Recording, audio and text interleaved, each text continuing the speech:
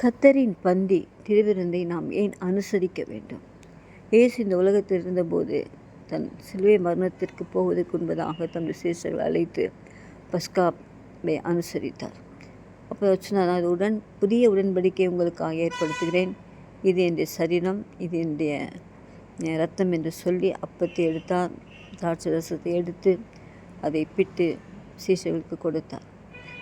அது மட்டும் இல்லை, ஒருவரை ஒருவர் அன்பு கூறுங்கள், அதுதான் நீங்கள் இந்த கடைசி நாட்களில் செய்ய வேண்டிய காரியம் என்பதை சொல்லி, இதை நான் வருமளவும் இதை நினைவு கூறுங்கள், இது என்னுடைய ரத்தம், இது என்னுடைய சரீரம் என்று சொல்லி அதனுடைய காரியங்களை சொல்லிவிட்டு போனார். பிரியமானவர்களே, ஒருவேளை நீங்கள் கிறிஸ்தவர்களாக இருந்தும் திருவிருந்து எடுக்கன்னு சொன்னால் பாவத்தை நிமித்தம் பாவங்களை விட்டு மனம் திரும்பி திருவிருந்து அனுசரியுங்கள். கடைசி நாட்களிலே நம்முடைய சரீரம் எழும்புவதற்கு அவருடைய பந்தியை நாம் நினைவு கூற வேண்டும். அவருடைய அப்பத்தையும் அவருடைய சரீரத்தையும் நமக்காய்